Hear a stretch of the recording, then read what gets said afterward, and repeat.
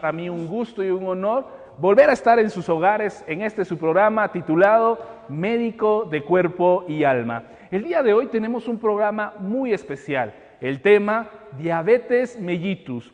Hoy vamos a contar con la participación de una gran profesional, una gran doctora. Ella es la doctora María del Rosario Letona Varías. Ella es médico y cirujano, tiene una especialidad en medicina interna y una subespecialidad en endocrinología. Ella estará el día de hoy aquí con nosotros compartiendo todo este apasionante tema de la diabetes mellitus. Por favor, si tú nos estás escuchando, llama a tu hermano, a tu prima, a tu mamá y dile que nos sintonicen para aclarar todas esas dudas que puedas tener en este programa.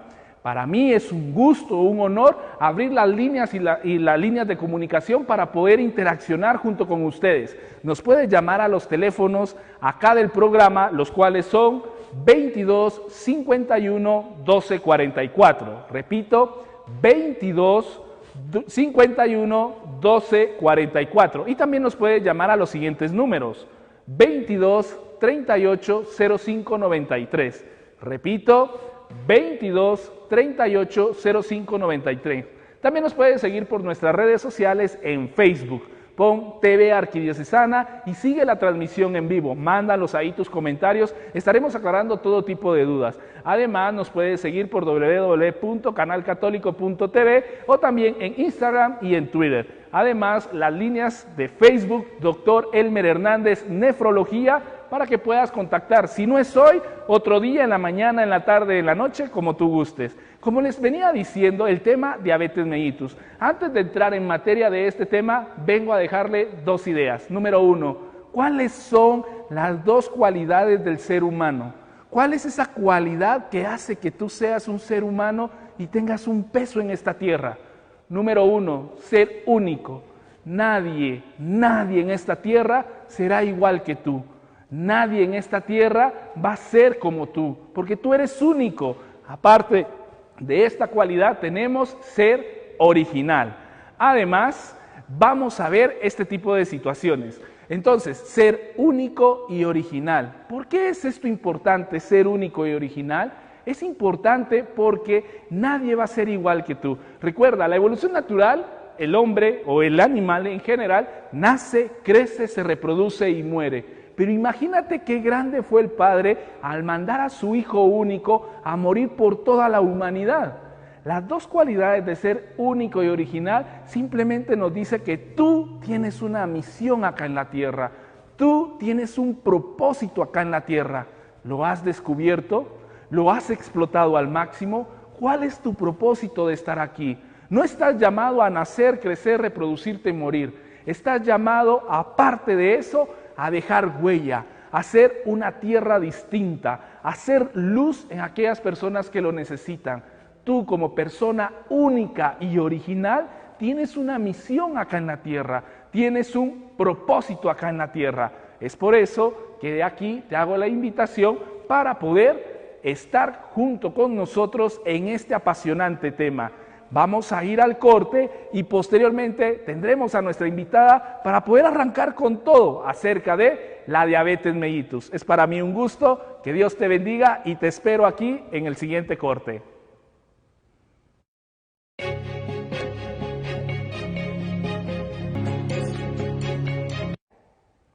Continuando con su programa Médico de Cuerpo y Alma. El día de hoy tenemos una invitada muy especial. Tenemos con nosotros a la doctora María del Rosario Letona Varías. Ella es médica y cirujana, tiene una especialidad en medicina interna y una subespecialidad en endocrinología.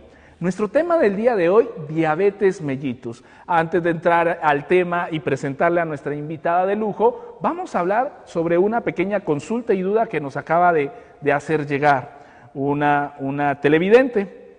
El tema, la duda es: hola, una persona de 56 años de edad toma calcio, tiene antecedente de padecer diabetes mellitus. ¿Qué tendencias habrían para padecer de los riñones y cuáles serían los síntomas?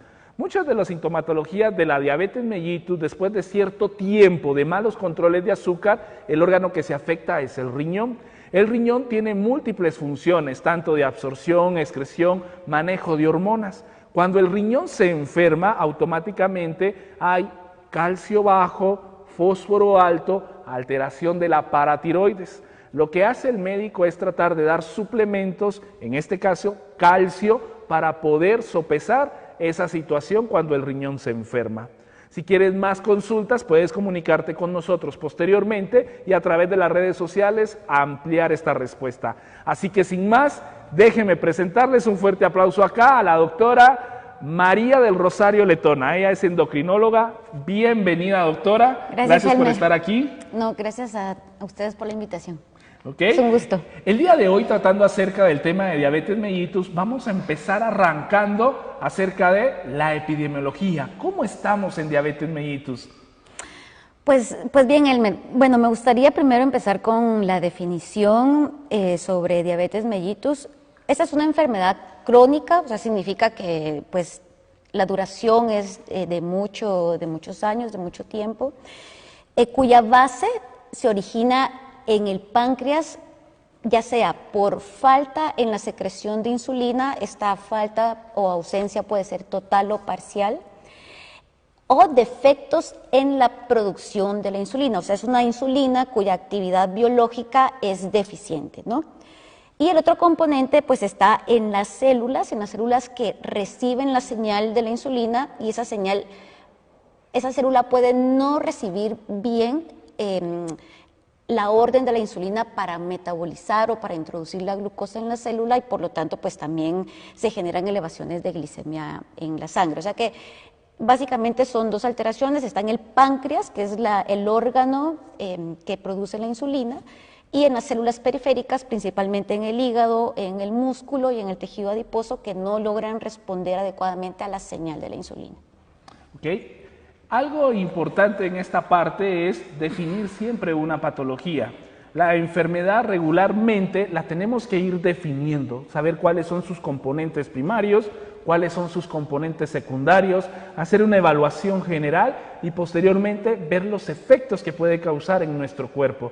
Consecuente a esta definición, vamos a ir hablando acerca de cómo es que la enfermedad se ha distribuido en nuestras poblaciones. En nuestro análisis de salud, una de las principales causas de consulta es la diabetes mellitus. Muchos consultan al nivel primario de atención, al nivel secundario de atención y al nivel terciario esta patología. Es por eso que vamos a hablar un poquito acerca de la epidemiología. ¿Qué más tenemos acerca de la diabetes, doctora? Bueno, respecto a la epidemiología, pues te puedo decir que la Organización Mundial de la Salud calcula que pues hay más de 300 millones de personas afectadas por diabetes en todo el mundo, y que ya para el año 2030 pues serán aproximadamente 400 millones.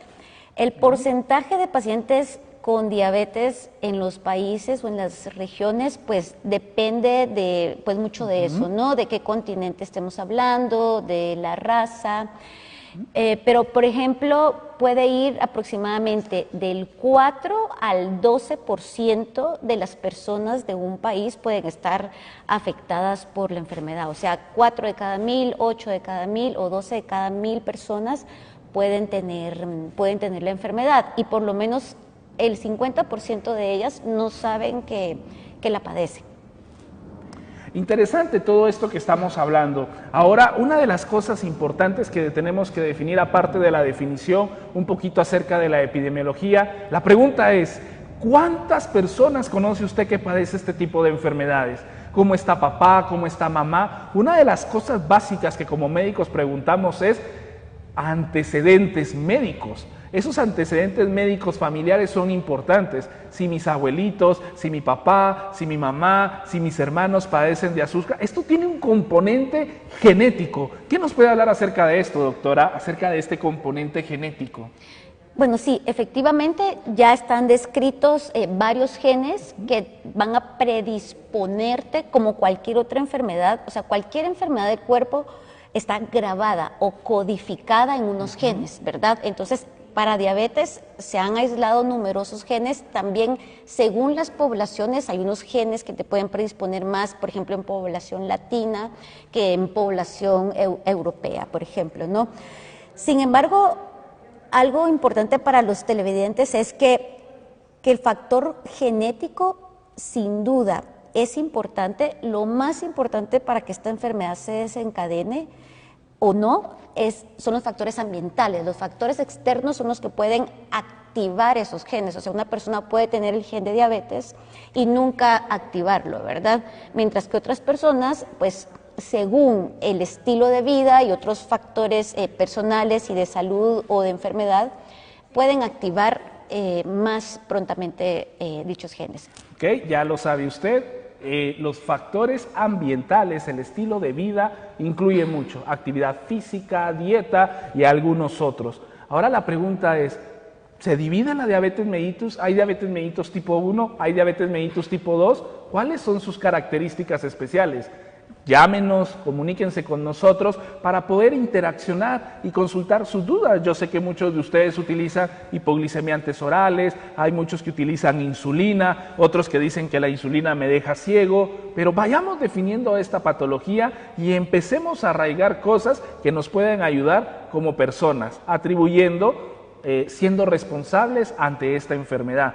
¿Qué tenemos de hablar de eso, doctora? Pues mira, esa es una pregunta pues muy buena para nuestros televidentes, porque es frecuente que en la consulta nos topemos con las preguntas de los pacientes. Por ejemplo, mira, doctora, ¿qué tipo de diabetes tengo yo? ¿Tengo diabetes de la buena o de la mala? Entonces es importantísimo para los televidentes aclarar que esto de diabetes buena y mala no existe, ¿verdad? Ese es un término que se utiliza entre los pobladores, entre las personas, pero que desde el punto de vista médico no existe. Entonces, la diabetes más común, el 85% de los casos de diabetes se denominan diabetes tipo 2 o la diabetes del adulto, podríamos decir, ¿no? Que se origina pues en pacientes ya considerados adultos por edad. Sin embargo, ahora cada vez lo vemos con más frecuencia en adolescentes o en niños. Pero la base de esta diabetes tipo 2 consiste en que hay una cantidad insuficiente de insulina producida por el páncreas, o la actividad o la calidad de esa insulina es inadecuada. Y además, las células del cuerpo no responden a la acción de la insulina para poder introducir y metabolizar la glucosa en la célula, y por lo tanto la glucosa se queda en exceso en el nivel en sangre, ¿no? El otro tipo de diabetes, que pues es más o menos el 10%, podríamos decir, es la diabetes tipo 1 o la diabetes que surge en los niños principalmente, ¿verdad? Niños de 5, de 4, adolescentes de 15 años, y esta con exactitud, pues no se saben todos los mecanismos, pero sí que está ya claro de que participa el sistema autoinmune. El sistema inmune de la persona cree que el páncreas es extraño, ciertos componentes del páncreas, específicamente la célula beta, que es la célula que produce la insulina, y la empieza a atacar. Y al empezarla a atacar la destruye, por lo tanto el niño, el adolescente, se queda sin producción de insulina y dependerá de insulina desde que le hacemos el diagnóstico. Qué interesante toda esta parte que nos está hablando la doctora, y vamos a aclarar unas dudas al aire que nos hacen llegar a través de nuestras redes sociales. Un saludo a Emily Hernández, dice: buenos días, ¿qué tan predispuesta estoy yo de desarrollar la diabetes si en mi familia la única persona que tiene conocimiento que tuvo diabetes fue su tía abuela? ¿Qué tanta predisposición tenemos, doctora? Bueno, pues solo por el hecho de ser latinos ya tenemos riesgo de tener diabetes, ¿no? ¿Sí? La Asociación Americana de Diabetes tiene un cuadro donde pone las poblaciones de riesgo y quiénes son los que deben de acudir al menos una vez al año a hacer un chequeo para determinar tempranamente si se padece de la enfermedad y no esperar a cursar con los síntomas. Entonces, los latinos estamos en ese cuadro de razas o de etnias que están como en riesgo de tener la enfermedad. De hecho, pues las personas que tienen familiares de primer grado de consanguinidad, pues cuando hablamos de primer grado de consanguinidad, hablamos de papás, ¿verdad? Esas personas tienen mucho más riesgo de tener diabetes. Sin embargo, pues al ser una tía abuela, claro, el riesgo es menor, pero pues convendría si tiene otros factores de riesgo, por ejemplo, si tiene inactividad física, si su trabajo de día a día es muy sedentario, por ejemplo, estar sentada más de 4 o 6 horas, si tiene sobrepeso o si tiene obesidad, si tiene hipertensión, si ha tenido problemas del corazón, si tiene síndrome de ovario poliquístico. Todos estos factores, si el paciente tiene al menos uno de ellos, aunque no tenga un familiar de primer grado o de segundo grado de consanguinidad, deben de acudir a hacerse la prueba de diabetes. Muy bien, qué interesante cada una de estas etapas que estamos descubriendo. La pregunta es ahora, ¿cómo hacemos diagnóstico de diabetes mellitus? ¿Cuáles son las pruebas que nos indican soy diabético o no soy diabético? ¿Qué tiene que ver el término soy prediabético? Muchas veces nos hacen este tipo de consultas, hoy las aclararemos juntos, aquí todos unidos, y por favor ponga mucha atención y oriente a los que necesita orientar. Doctora. Muy bien, bueno, esa es una pregunta muy importante, Elmer, y pues ahorita que tocaste el término de prediabetes lo vamos a aclarar. Como dijimos en la definición, la diabetes mellitus es una enfermedad crónica, o sea que pues dura muchos años.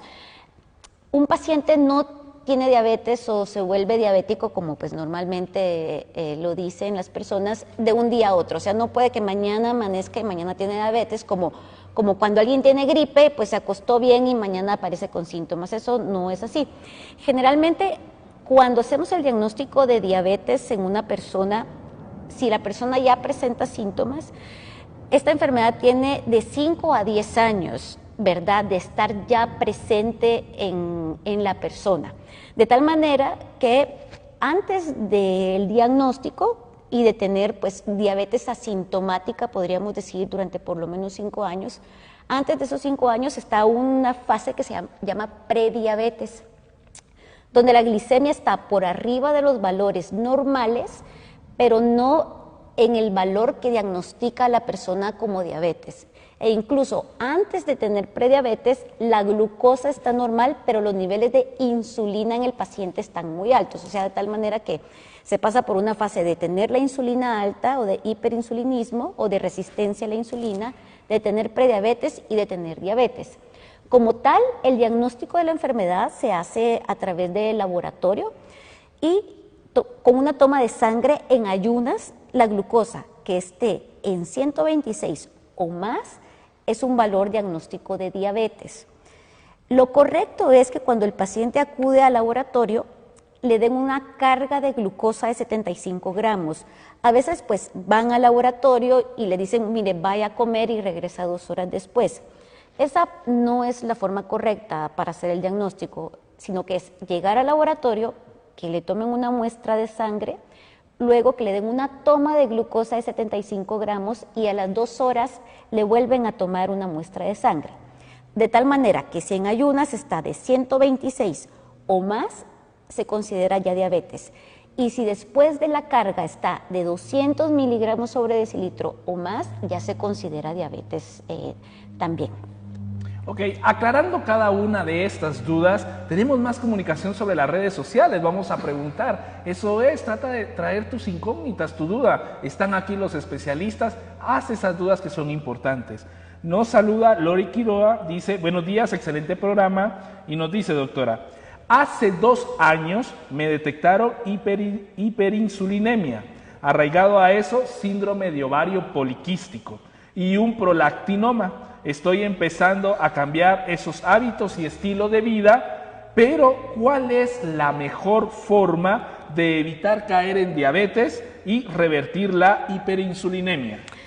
Pues está muy bien esa pregunta. De hecho, dentro de los factores de riesgo que mencionamos, el tener síndrome de ovario poliquístico es un factor de riesgo para tener la enfermedad.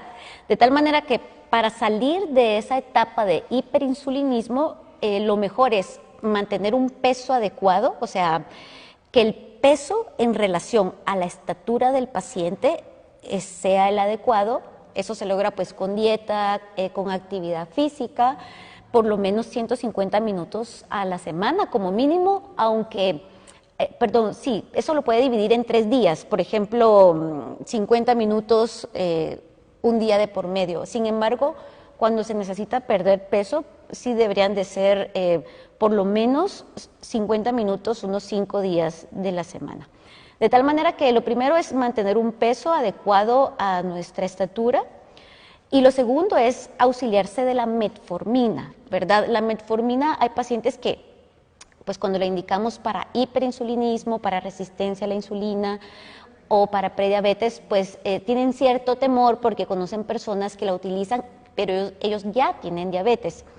Sin embargo, la metformina ya se aconseja para estos estados de hiperinsulinismo o de prediabetes, porque facilitan la acción de la insulina en la célula y disminuyen la producción, el exceso de producción propia del organismo.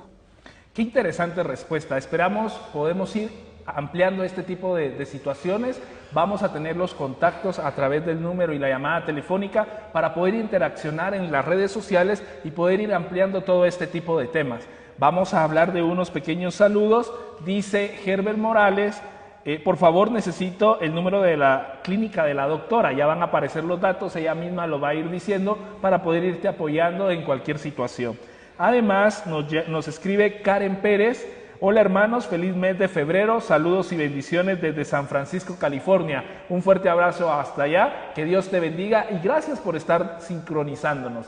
Continuando con el tema de diabetes mellitus, antes de cerrar esta primera parte, tenemos que hablar acerca de cuáles son las complicaciones, cuál es el tratamiento ideal. Estamos hablando acerca de una definición de diabetes mellitus y estamos hablando de la importancia de nuestro estilo de vida, que incluye dieta, actividad física, el sedentarismo, que incluye todos estos márgenes.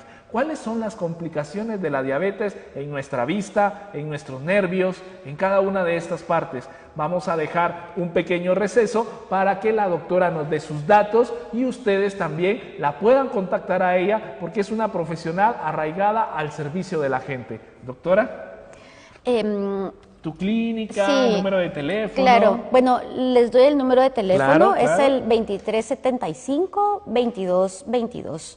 O también pueden llamar al 5000-4913. Repitamos los números para que lo puedan apuntar nuevamente. 2375-2222 y 5000-4913. Ahí está la respuesta para Herbert Morales. Los esperamos en nuestra siguiente pausa, donde vamos a estar hablando de más de este tipo de situaciones.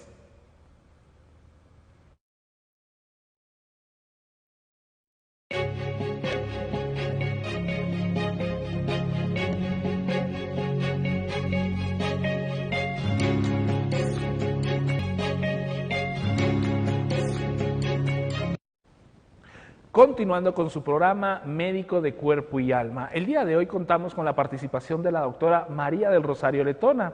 Ella es endocrinóloga y nos está dando una charla académica de lo que es la diabetes mellitus.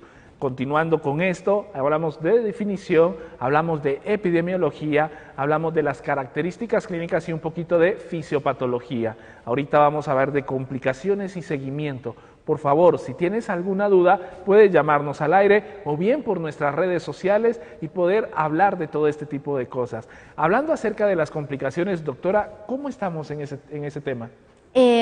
Bueno, las complicaciones de la diabetes suelen surgir pues a lo largo de los años de tener la enfermedad. Entonces, pues entre más tiempo tiene el paciente de tener la enfermedad, y también según el control glicémico que ha tenido el paciente, porque vamos, o sea, puede tener poco tiempo, 5 años, pero haber estado con niveles de glucosa en sangre muy elevados, 200, 300, o tener, por ejemplo, 10 años de tener la enfermedad y haber mantenido sus glucosas pues muy bien, entre 90 y 120 miligramos sobre decilitro. El momento en el que puede surgir una complicación ya presentando síntomas de tal manera pues va a depender mucho del tiempo de evolución de la enfermedad y del control que ha tenido el paciente sobre la misma. Pero se calcula que, pues, en término promedio, ya a los 10 años de tener la enfermedad se podrían empezar a aparecer algunas de las complicaciones. Las complicaciones de la diabetes se dividen en dos, que son las complicaciones microvasculares, o sea que afectan a los vasos más pequeños, a los capilares, de nuestro cuerpo, de nuestros órganos, y las complicaciones macrovasculares. Las complicaciones microvasculares, pues aquí incluye la retinopatía diabética, pues que esa tiene subclasificaciones. La nefropatía diabética, pues como tú lo sabes muy bien, Elmer, que eres nefrólogo. La neuropatía diabética también, que suele afectar los nervios periféricos, por ejemplo, los nervios de las piernas, los nervios de la cara, y hay otro tipo de neuropatía que se llama neuropatía autonómica, que suele afectar la frecuencia cardíaca y la presión arterial. Las complicaciones macrovasculares se refieren a la presencia de infarto, de evento cerebrovascular, o sea, derrame cerebral, como lo conocen las personas, o a la enfermedad arterial, a la enfermedad de las arterias, sobre todo de los miembros inferiores. Esto quiere decir que es una enfermedad que afecta a distintas partes del cuerpo, desde la vista, nervios periféricos, riñones, toda la macrovasculatura y la microvasculatura. Esto es importante tomarlo en cuenta. Tenemos más comentarios y una duda que nos llega en línea en las redes sociales. Ninette Doni, doctora, nos dice, ella tiene antecedente de ser diabética desde hace 6 años. La pregunta es, he estado con mucho sueño, no acostumbro a dormir en el día y ahora me pasa muy seguido. Se me inflaman muchas las piernas y las siento pesadas. ¿Qué comentario le respecta a esta incógnita de nuestra televidente? Bueno, pues como primer punto deberíamos de saber cómo están sus niveles de glicemia. Normalmente los pacientes que mantienen glicemias altas en 300, 350, 400, uno de los síntomas puede ser el cansancio y la fatiga. Lo de la alteración en sus piernas, o sea, no sabemos si es edema exactamente a lo que se refiere. Tendríamos que indagar cómo está la función del riñón también. Pero por otro lado, todos los pacientes con diabetes deben de hacer un chequeo de función tiroidea. Es muy frecuente que los pacientes con diabetes padezcan de hipotiroidismo, que es una baja función de la glándula tiroides. Y cuando una persona tiene hipotiroidismo, pues puede tener estos síntomas, puede tener cansancio, fatiga, se le pueden edematizar las piernas, estreñimiento, caída de cabello, por ejemplo, piel reseca. Entonces, si no se ha checado la tiroides, sería prudente ver cómo están los valores de las hormonas tiroideas. Ok, respondiendo a la pregunta de la televidente, en este momento es importante ver todo el control metabólico, ¿verdad? Yo considero también importante ver triglicéridos, colesterol, ácido úrico, toda esta parte. No hay que achacar solo al azúcar este tipo de situaciones. Sin embargo, los controles de azúcar, como bien lo dice la doctora Letona, es importante tomarlo en cuenta. En cuanto al edema de miembros inferiores, se puede considerar a nivel renal cuando hay un daño y puede ser proteínas. Tienes que hacer un examen de orina para determinar si no hay espuma en la orina, ver si no estás tirando glucosa en el sedimento urinario y de esta forma poder explicar ese edema secundario a la primera manifestación en el riñón por nefropatía diabética, que sería glucosuria o bien alteraciones a nivel de la orina. Espero haber podido contestar tu pregunta, espero haberla podido asesorar adecuadamente y vamos a continuar pudiendo resolver este tipo de incógnitas. Continuando con lo que estábamos hablando acerca de las complicaciones. Aparte de estas complicaciones que hemos visto, ¿cuál es el seguimiento real que le debemos de dar a nuestra enfermedad? Recuérdate tú que la evolución natural de la enfermedad a través de los años va arraigando complicaciones clínicas y manifestaciones físicas importantes. ¿Cuál es ese seguimiento, doctora? Bueno, en el seguimiento por lo menos solicitamos que los pacientes visiten cada 3 a 4 meses a su médico. ¿Por qué? Porque dentro del chequeo para saber si el paciente ha mantenido niveles adecuados de glucosa, hacemos el test o pedimos más bien que lleven el test de hemoglobina glicosilada. Esto es importante que todos los pacientes con diabetes tengan muy clara esa definición porque nos hemos encontrado con algunas personas que ya tienen 2, 8, 10 años y les preguntamos por su hemoglobina glicosilada y desconocen qué es. La hemoglobina glicosilada es una memoria que guardan los eritrocitos, que guarda la hemoglobina de nuestro cuerpo que tiene contacto con la glucosa, o sea, la glucosa en sangre entra en contacto con la hemoglobina del eritrocito, le va generando cambios y eso genera una memoria, de tal manera que a nosotros nos sirve para saber cómo ha estado el control glicémico del paciente 3 meses previos al haber acudido a la consulta. Normalmente, bueno, en la mayoría de personas nosotros solicitamos o esperamos que su nivel de hemoglobina glicosilada esté entre un 6.5% o un 7%. Esto permite retrasar o pues o que no aparezcan las complicaciones de la diabetes. Si la hemoglobina glicosilada se mantiene entre 6 o 7% a lo largo de muchos años, el paciente puede retrasar todas estas complicaciones. De tal manera que, bueno, además de eso, necesitamos también un nivel de glucosa en ayunas, eso también es importante. Tener un glucómetro, eso pues nos ayuda mucho porque el paciente puede hacerse el control en casa antes de las comidas y 2 horas después de haber empezado a comer.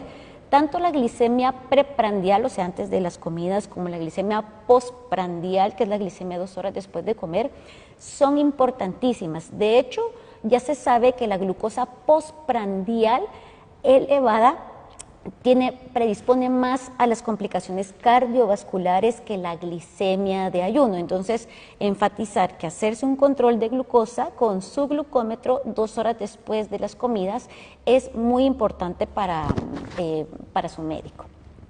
Ok, qué interesante esto del seguimiento. ¿Cuánto valor tiene tener un glucómetro en casa y poder determinar nuestra glicemia en sangre? Esto es muy importante para darle un seguimiento adecuado a este tipo de patologías. Mucha gente habla, mire, es que fíjese que yo no miro bien, hacen la consulta al oftalmólogo y determinan glicemia elevada. ¿Qué pasa con este tipo de pacientes, doctora? Como primer diagnóstico, o sea, que ya se conocían con diabetes o que no se conocían con diabetes. Ambas. Bueno, ¿qué es lo que pasa con estos pacientes que miran borroso? De hecho, como nos falta un poco también esta parte de que de forma voluntaria acudamos todos los años a hacernos un control de glucosa, al menos el control de glucosa en ayunas, para poder detectar elevaciones de la glicemia tempranamente, pues a veces los pacientes consultan ya cuando tienen los síntomas, o sea, que van con mucha frecuencia al baño, que toman demasiada agua o, pues como dice el doctor Elmer, que miran borroso y acuden al oftalmólogo y resulta que pues el oftalmólogo es el que le pide un nivel de glicemia y pues ya posteriormente lo refiere a un endocrinólogo, a un diabetólogo o a un médico internista. ¿Por qué ven borroso los pacientes? Nosotros pues en el ojo, en la parte interna, tenemos una sustancia que se llama humor acuoso. De tal manera que así como tenemos, bueno, un paciente con diabetes tiene el nivel de glucosa elevado en sangre, en el humor acuoso ese nivel de glucosa también se eleva y tiene una alta osmolaridad, o sea, tiene una alta concentración. El cristalino, que pues también es una estructura que está dentro del ojo, se deshidrata cuando el nivel de osmolaridad o el nivel de glucosa en sangre es muy alto, de tal manera que pues ya el paciente no puede enfocar bien y eso es lo que hace que mire borroso. Un nivel alto de glucosa dentro del ojo, podríamos decir, para explicarlo en palabras sencillas. Ok, esta enfermedad, si tú no la controlas, si tú no la manejas con responsabilidad, automáticamente empieza a haber una destrucción lenta. Muchas veces habíamos hablado que era como jalar una pistola, jalar el gatillo y una bala regularmente manejando hacia tu cerebro. Entonces hay un daño a nivel de la retina del ojo. Pero ¿qué pasa con la microvasculatura y con los nervios periféricos? Mucha gente empieza a tener hormigueo, sensación de dolor, sensación de quemazón, siente dolor en los pies y se diagnostica como dolor neuropático. ¿Cuáles son las especificaciones de este tipo de síntoma, doctora?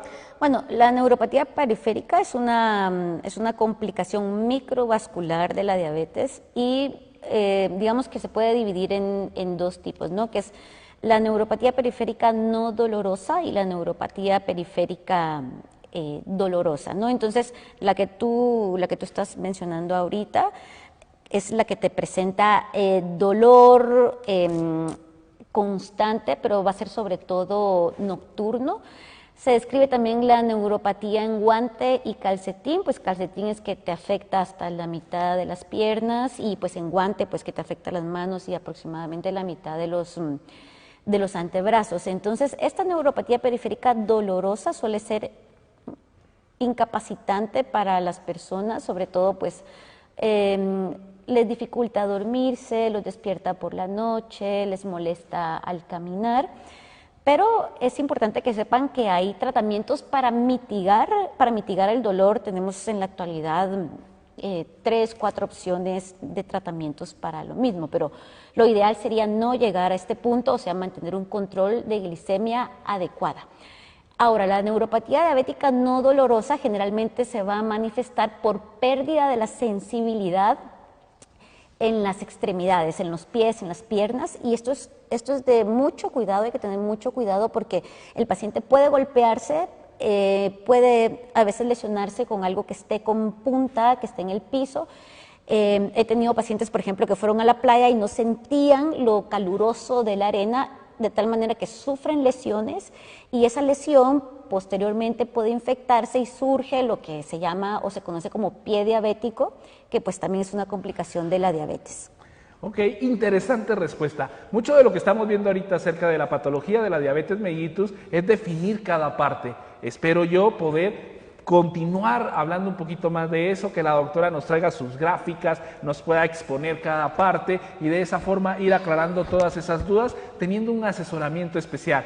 Fue para mí un gusto tener aquí a la doctora y espero poder contar con ella posteriormente. Le vamos a estar anunciando para que ustedes puedan jalar más gente y de esa forma aclarar todas esas dudas. Doctora, antes de despedirnos, sus contactos. Bueno, pues me pueden contactar al 2375-2222 o al 5000-4913. Como les decía, es para mí un gusto poder estar a su lado en este su programa, Médico de Cuerpo y Alma. Que Dios me los bendiga. Buen inicio de mes, 1 de febrero, a seguir adelante, la actitud del mundo. Recuérdate, somos únicos y originales y por eso tienes una meta, una visión, un porqué. Descúbrela y recuerda, en esta vida se vino a ser feliz. Mucho gusto y que Dios te bendiga.